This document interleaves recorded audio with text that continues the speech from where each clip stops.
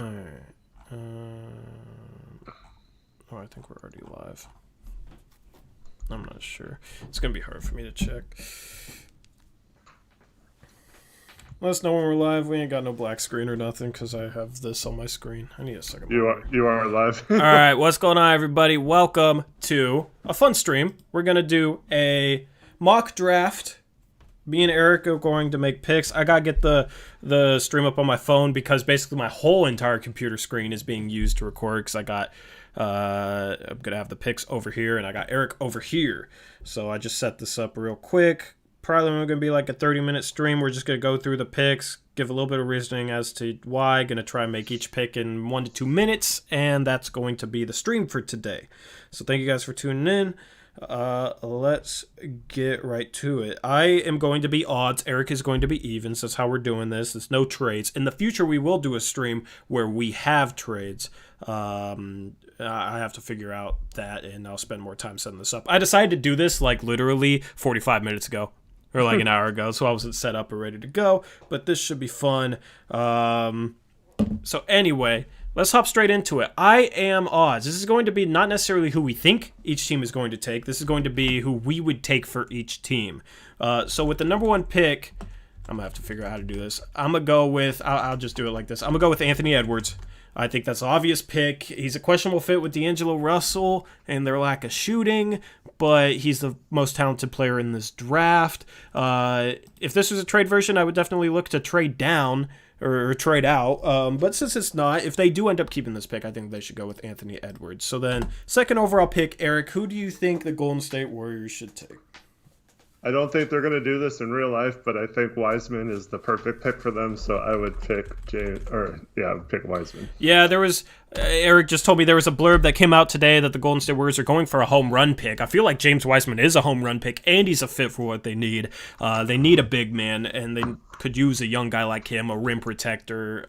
He's athletic. Like he and Anthony Edwards, me and Eric agree on, are the top two players in this draft. Should go 1-2. And pretty easy picks for the first two overall. You have anything you want to add on that?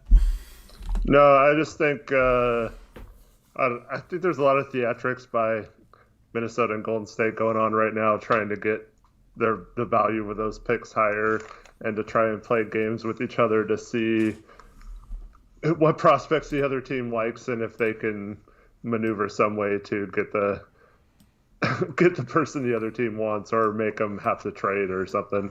But yeah, I would go with Wiseman and just put him in that offense. I think that's a good situation for him, both with coaching and talent around him to develop.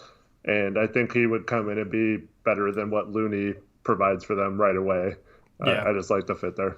Yeah, I agree. Sorry if the screen gets messed up at any point. Third overall pick is a tough one. Because it's Charlotte.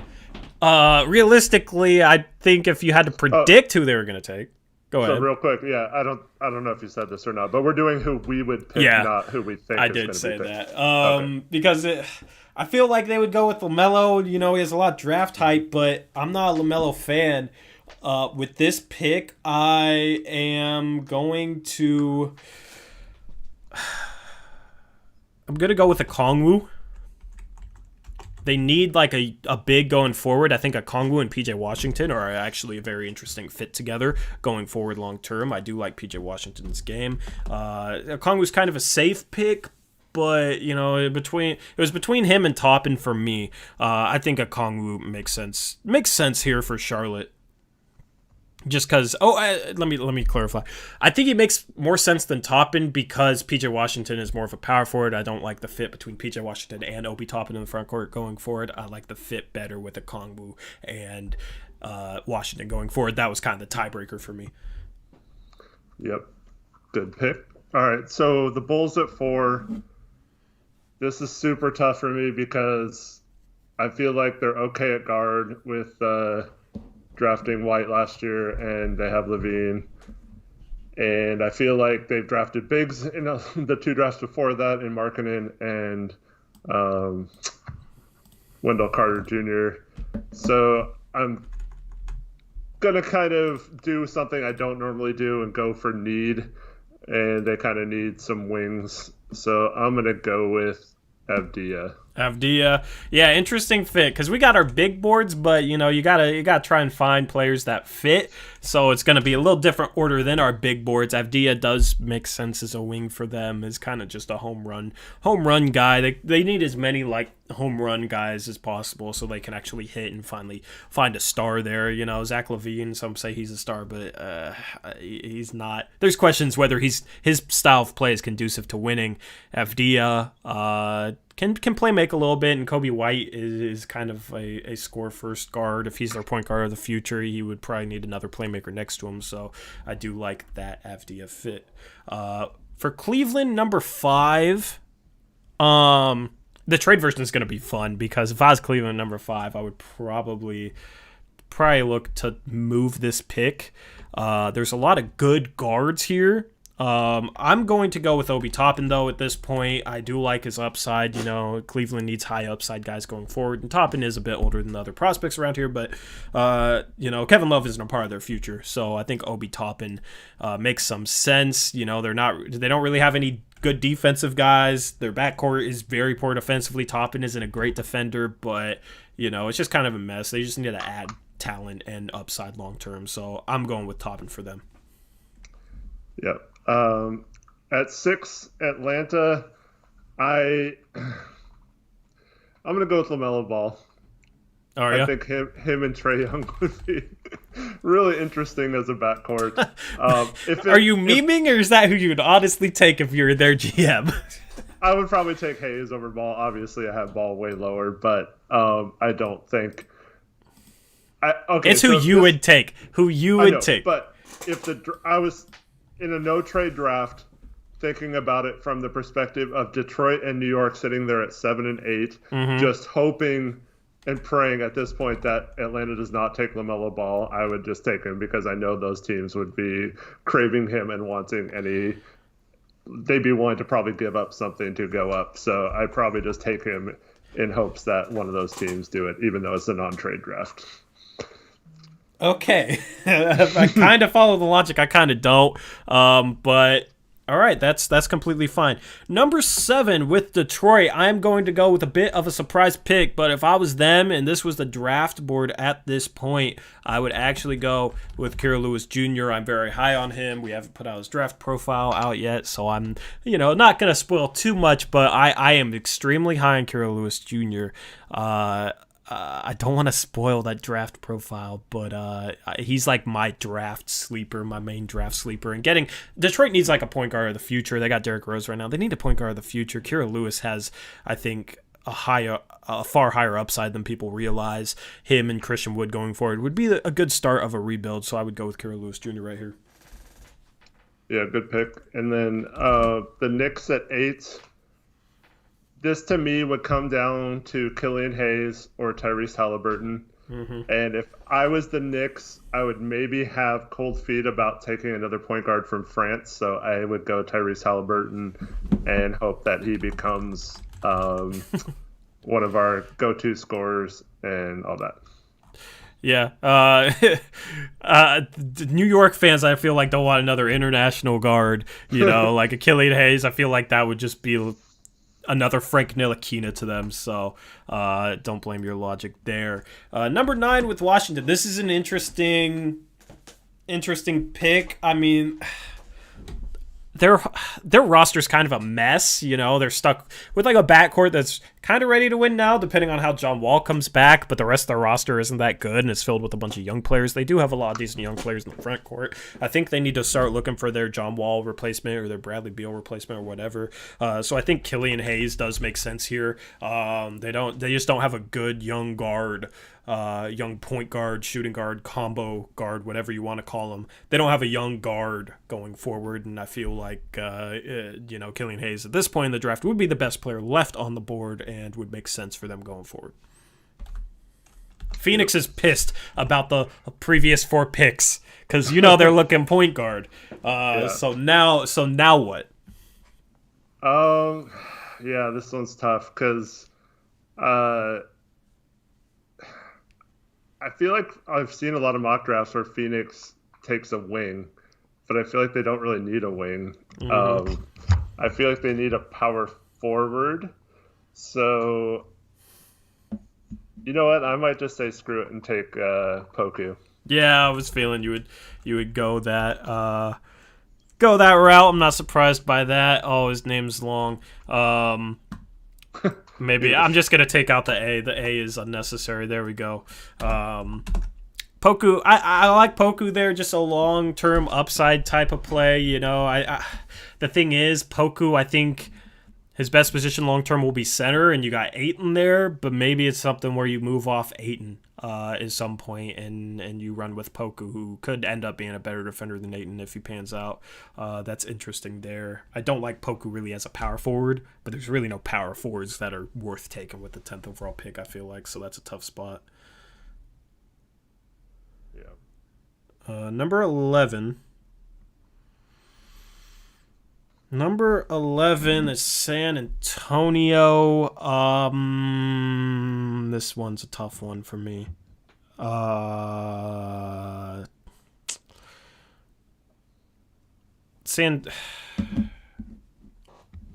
don't know, dude. They have a ton of guards. Because I'm tempted to go Maxey here, but they have a ton of guards. So instead, I think I'm going to go with Saddiq Bey here. I feel like San Antonio would be... I'm going to write his whole name. I feel like San Antonio would be a good destination for him. I feel like, Popovich developed the way he developed Kawhi. Maybe he could develop Saddiq Bey like that. They are kind of, similar prospects coming out of college, and San Antonio doesn't really have a small forward replacement for Rudy Gay, so they could take Saddiq Bey there. I think that would be a solid pick. So Sacramento's up next. If this is how the draft board was playing out, I would probably take Nesmith, but I feel like his game is very comparable to Buddy Hield. So unless they're planning on trading Buddy, I don't think that makes sense for them. So I'm probably going to say that they need some sort of toughness or identity on defense, and I would go with Isaac Okoro. Isaac Okoro. A very Kings-like pick because I think he'll be a bust. But that's not bad value at 12. At that point in the draft, you're kind of getting into the next round of prospects. The 13th overall pick is an interesting one just because of the way... Just because of... New Orleans is just an interesting situation going into this offseason. Honestly, Nesmith I do think is a good fit. They need shooting around Brandon Ingram and Zion, and he could provide that and maybe play right away, and maybe long-term be a J.J. Redick replacement since they got J.J. Redick in there now. They could use a little bit more depth on the wings, so I am going to go with... I'm trying to say his name right, Nesmith, because that's how all the commentators say it, and I think they would be right over anybody, so I think it's Nesmith. I said it right in the draft profile, but I'm still kind of getting it right now. So there you go, Nesmith 13 to New Orleans. Who are you taking at 14 with Boston? You got 3 Boston picks, Eric. Who are you taking with the first one?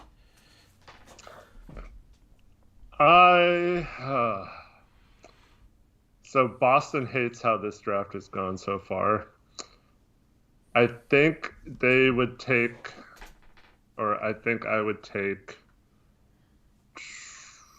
Tyrese Maxey here. Okay, Maxey makes sense there as a guard long term. We just recorded his draft profile before this, so I am high on Maxey. I think he is definitely a lottery talent. He has a good deal of upside. Boston doesn't really have a young guard, so I like it. You can also explain your picks. I know I'm pretty much explaining your picks for you, but that's fine. Yeah, he's combo guard. He can play next to Walker. Eventually, learn from him to hopefully take over the point guard role if he develops those skills. Mm-hmm. Orlando, I feel like should swing for the fences.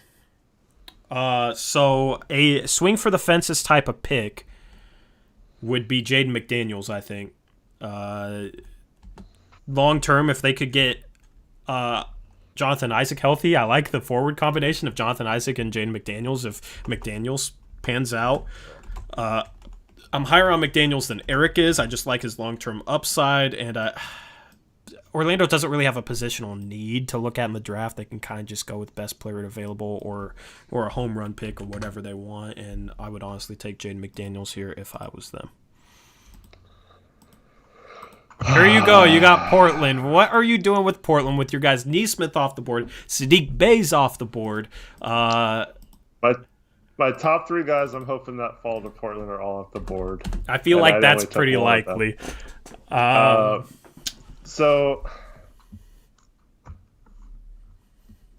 honestly, if I'm Portland, this isn't going to make sense to a lot of people, but I would take the best prospect I have left on my draft board, and that is Teo Maledon. I felt like you were going to go that way. Portland fans are hating on you right now. They're saying Eric Olshey sucks. Reese is going to kill me because he probably wanted Precious there. But what do you guys rate that pick for Portland? Honestly, if we did that, what would you guys rate it? I wouldn't hate it. See, there you go. A point guard. Is he going to come over right away? Yeah, I think so. Yeah, I mean, he's a big guard and has some defensive potential, and I'm not as high on him as Eric is, but at this point in the draft, like, Precious would be interesting.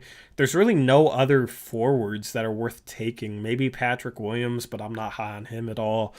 The rest are like guards, unless you want to reach for like a Tyler Bey, but that would be terrible in my opinion. The rest are guards or centers. Yeah, everyone will say either Precious or Vassell probably, because Vassell's still on the board. A lot of people will kill me for not taking Vassell there. Oh, I hate Vassell though. Yeah, but so the way I think about stuff is I just want the best player. I don't care about need if I'm Portland. I feel like we're going to have a pretty deep team, and it's going to be questionable whether our draft pick even plays. If we're making a trade mock draft, I would definitely trade out if this is how the draft shut down. So I wouldn't have a problem, I guess, with Vassell there or Precious, but I would just go with the player that I feel like has the highest upside. Yep.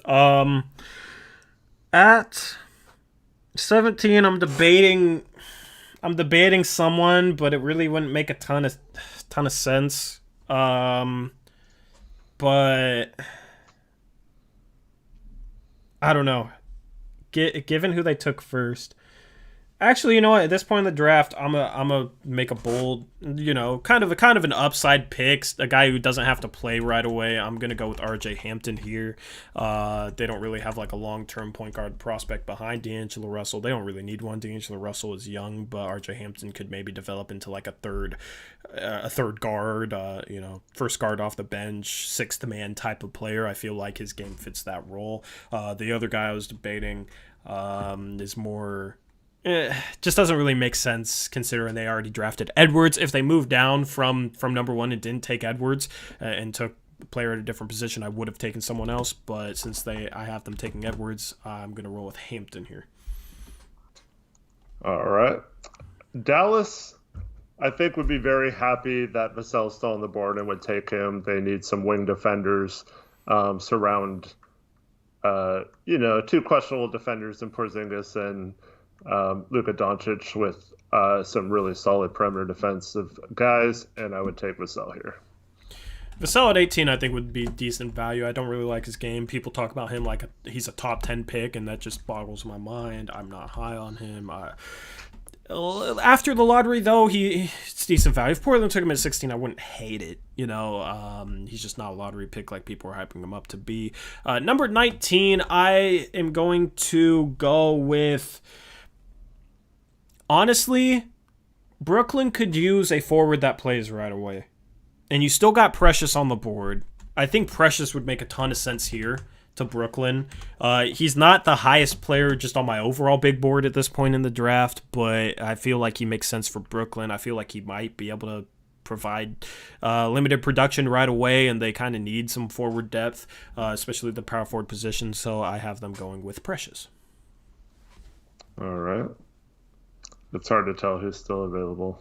Yeah, I have the mock draft. I have a mock draft up here. All right. So Miami is mad at you. because that was their sleeper pick. Uh, so I think at this point they would take a guy like Patrick Williams, and knowing their way they develop players, I think they would develop him into a really good player.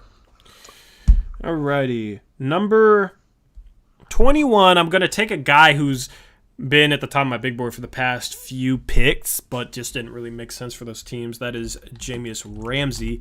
Do they still have Zaire Smith? Yeah. I mean, they kind of got a lot of guards, but I expect them to shake up a lot this offseason, so they probably aren't really looking for anything positional. You're not going to get a guy who's really going to help much at this point in the draft, I don't think, so it's just long-term upside, and I think Jahmi'us Ramsey would be... I think Jamie, he's a solid spot-up shooter. He's a decent athlete. He can shoot off the dribble. I think he has defensive potential. He's not quite there yet, so I think he has 3-and-D potential with a little bit of upside in terms of just being a shot creator. And I think next to Ben Simmons, I actually kind of like his fit there if Ben Simmons is the point guard. So I'm going to go with Ramsey. Sounds good. Denver is in a weird spot. They have a fairly deep team and they have some young guys that are developing already. I want to say Monte Morris is either a free agent or has an option or something. Mm-hmm. So I might, at this point in the draft, even though this guy has slipped a lot, I think the value at 22 is pretty good, so I'd probably take a chance on Cole Anthony at this point. Okay. 23 with Utah. I am going to make a splash here. And I'm going to take Killian Tilly at 23. Injury issues have made him a second-round prospect, but if he's healthy, I think he's a first-round talent. They need a power forward that can just play, you know what I mean? Especially one that can shoot. Tilly's a good shooter. He's a good passer. Having Gobert next to him can help make up for Tilly's, mediocre defense at the power forward position. Offensively, I think Tilly would fit in really well with what they have and help space the floor.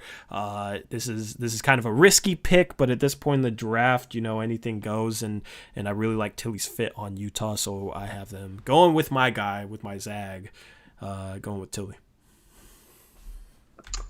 All right. At Milwaukee is also not really happy with the way this draft board is shaken out, but I think they could use some more shooting, so they're going to hope that Desmond Bane's shot translates to the NBA. Desmond Bane seems like a very Milwaukee-esque pick. So I wouldn't be surprised to see him there. 25, OKC's going to get great value on this guy. I'm having him take Isaiah Stewart. I don't think Steven Adams is the long-term answer. I don't think Nerlens Noel is the long-term answer at center. I think Isaiah Stewart could be the long-term answer at center. He's a little undersized for a center. He's more of a power forward, but he's strong and he's decently athletic. I think he can play the center position in the modern NBA, and I feel like he has... Maybe a little bit of shooting potential. He's a good free throw shooter, so maybe they can develop him into a shooter. He's a guy that I feel like everybody's just going to be like, oh, he doesn't have that high of a ceiling. He could play right away, but probably doesn't have that high of a ceiling, but then maybe surprises people with how good he ends up being in the NBA. So I think at 25, that's great value. All right. Shout out to Kevin Cruz, who says we don't know nothing about the NBA. That's cool.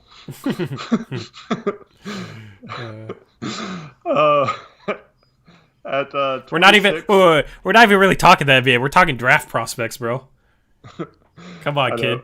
And we're just having some fun here. This isn't like some sort of like serious thing or whatever. I mean, this is who we would pick, not who like we think's going to go where. And I still need to do a lot of research on these players. And a lot of these picks I'd trade too if I was these teams. So yeah, it's hard without the trades. So like Boston with 3 picks, I don't think there's any way they're keeping all 3. So at this point in the draft, I think they would take probably an international prospect or someone that doesn't require play time or anything like that. So I would probably go with Leandro Balmaro from Argentina.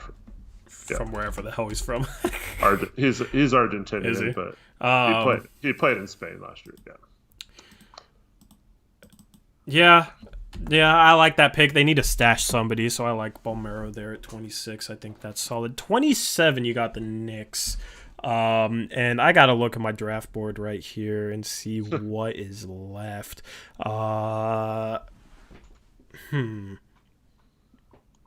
Patrick Williams was picked. I am going to go with an in-state product, Elijah Hughes, at 27. I think that's a good pick. I think he has some upside. New York could use some more young wings. I feel like they have a lot of prospects that are just mediocre that are never going to pan out, so they really don't need to look for any specific position. At 27, getting an in-state product. He played at Syracuse, just up the road in New York, so I think that would be a solid value pick. I know Trevin is loving this pick, if Trevin's even in here.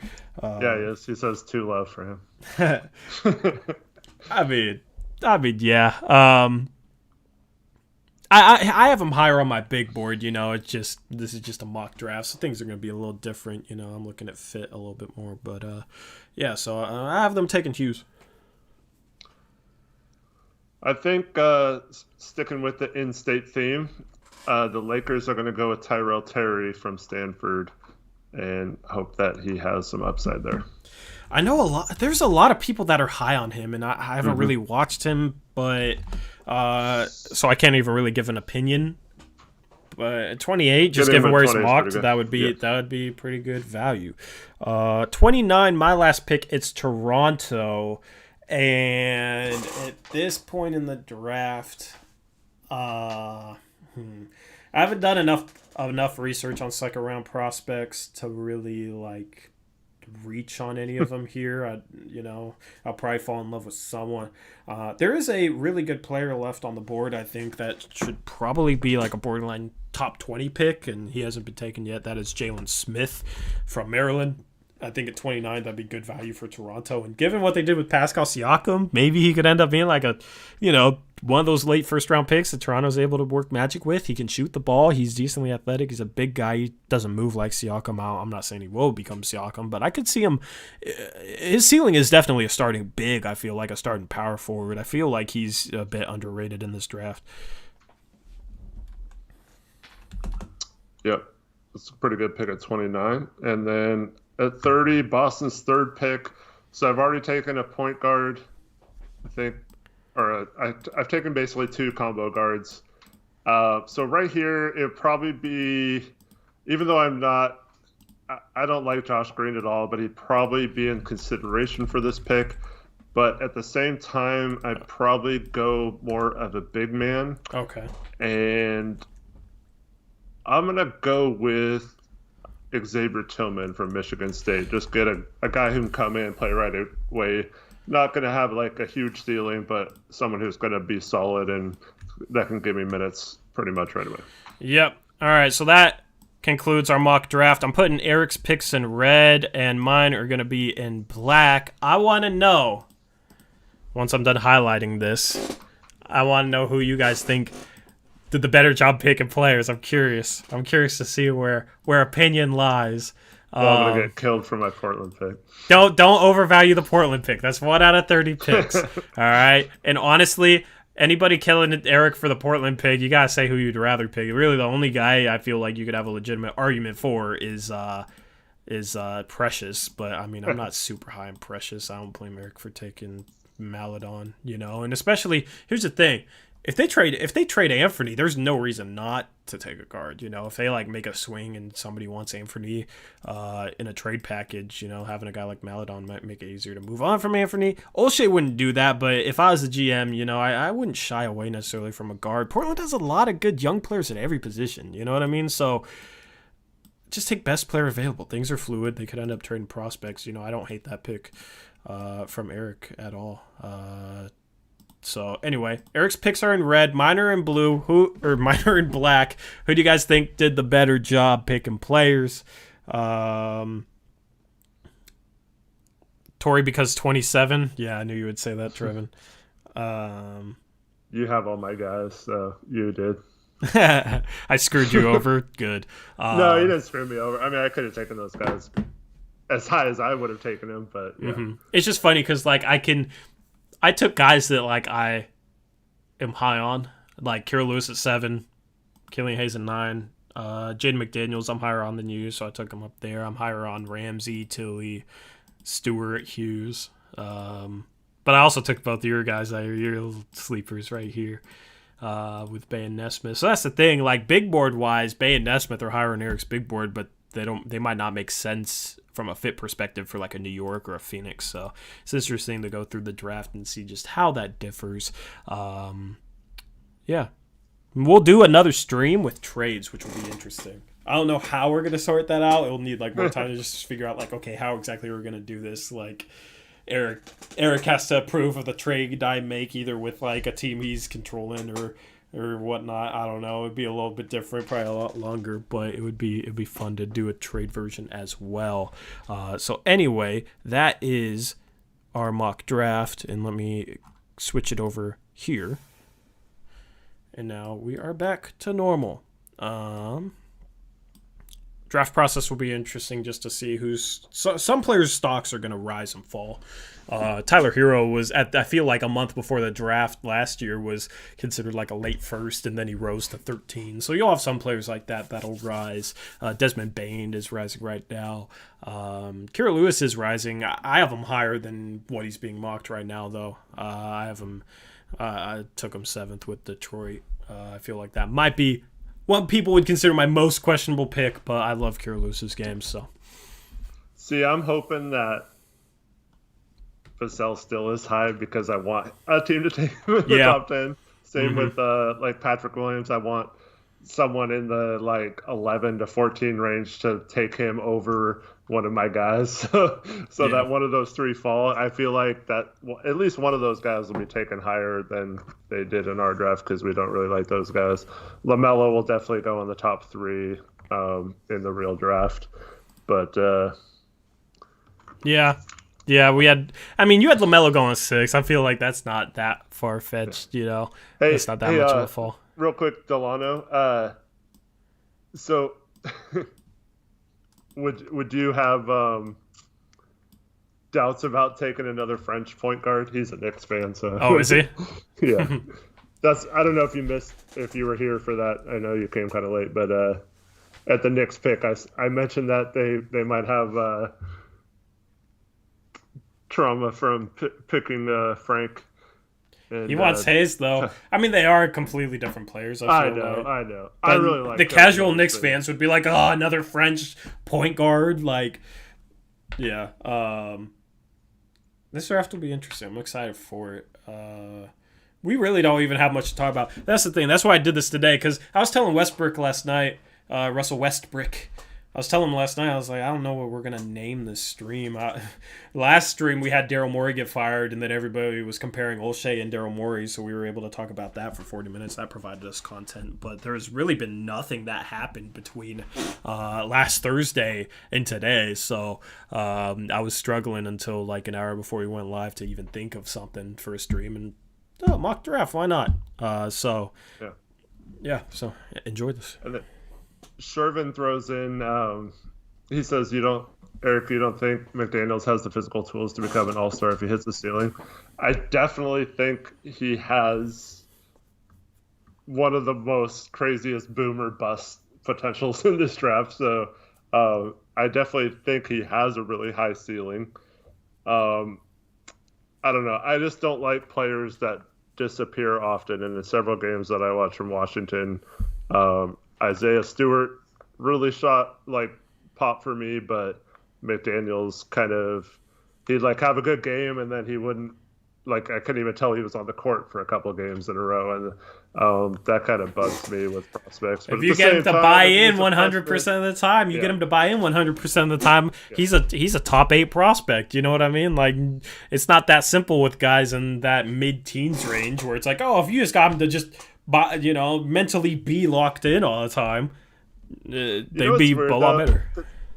like we talk about a lot of these players' shooting percentages and stuff, like their 3-point percentage, and so the guy, like, I'm super high on his 3-point shot, like you mentioned in his draft profile for Neesmith, that he wasn't a great shooter his freshman year. So, like, if he would have came out of his freshman year, like, no one would have been saying he's a good 3-point shooter. They would have been saying he needs to work on this. So I feel like there's a lot of players in that range that, like, if they develop a 3-point shot just because they didn't have one their freshman year doesn't necessarily mean that they can't develop it in the future. And I feel like the draft has become more of a crapshoot because of that, though. Like, because 3-point shooting is more valuable now than it ever has been, and that's so hard to project. Like, you got guys like Avdiya. Like, who knows if he's going to be a good 3-point shooter? LaMelo Ball's shot is broken. Like, he was a terrible 3-point shooter in Australia, you know? And the thing is, a lot of these players, their games rely on being able to shoot threes. You know, LaMelo Ball is going to need to be able to knock down threes in order to get defenders to play out on him, in order for him to drive the lane and collapse the defense and create passes and playmaking opportunities, you know? So a lot of skills of individual players, they won't be able to use those skills if they can't shoot, if that makes sense. They'll be able to utilize those skills more if they can shoot. That's the thing. Shooting opens up players' games a lot, and it's super crucial now in prospects. And the thing is like, shooting is one of the hardest skills to project long term. You know, so I feel like the draft has become more of a crapshoot because of that. So that's like we've been harping on that in our draft profiles for good reason, but it's just kind of hard to predict. I think that's why, because like even looking at a Nasir Little, like if he would have gone back and played his sophomore year, he'd probably be a top 10 pick in this draft, because I have no doubt that he would have, the way he improved his shot this year, I think he would have done that whether he was in the NBA or not. So like he would have been, his percentages would have looked a lot better. He wouldn't have been playing behind, I'm blanking on his name, from Cameron Johnson. Phoenix. Cameron Johnson, and he would have been a starter.